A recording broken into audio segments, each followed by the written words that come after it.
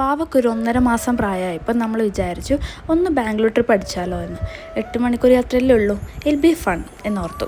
ഞാനും ഹസ്ബൻഡും വാവയും കൂടിയിട്ടുള്ള ഫസ്റ്റ് ലോങ് റോഡ് ട്രിപ്പ്. ആളെ കാർ സീറ്റിലിരുത്തി നമ്മൾ യാത്ര തുടങ്ങി. നമ്മളൊരു 8 മണിയൊക്കെ ആയപ്പോൾ വീട്ടിൽ നിന്ന് ഇറങ്ങി ഫുഡൊക്കെ കഴിക്കാൻ കയറി. വാവക്കുട്ടൻ നല്ല കാമായിരുന്നു. ഉറക്കം, പാലുകുടി, ഉറക്കം, തീരെ കരഞ്ഞില്ല. ആഹാ, ബെസ്റ്റ് ട്രിപ്പ് എവർ. പിന്നെ ഒരു 3 മണിയായി.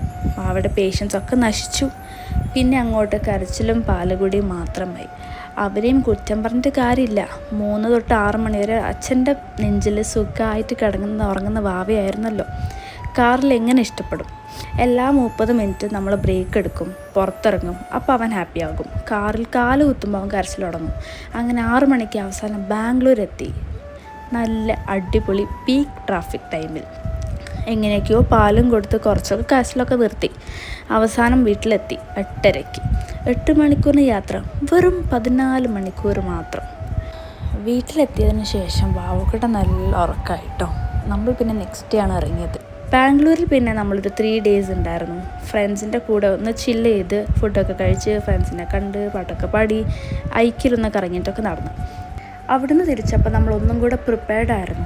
രാവിലെ 5 മണിക്ക് ഇറങ്ങി. വാവയുടെ 3 മണി അലാം ആയപ്പോഴേക്കും വീട്ടിലെത്തി. ബ്രേക്ക്ഫാസ്റ്റ് കഴിക്കാൻ വേണ്ടി മാത്രം ഒരു സ്ഥലത്ത് സ്റ്റോപ്പ് ചെയ്തു. പിന്നെ ഉച്ചയ്ക്ക് 1 മണിക്ക് ഫ്രണ്ടിൻ്റെ വീട്ടിൽ നിന്ന് കഴിച്ചു. എന്നിട്ട് വീട്ടിലെത്തിയപ്പം 3 മണി. അങ്ങനെ നമ്മളും ഹാപ്പി, വാവയും happy. So thank you for watching and stay tuned for more.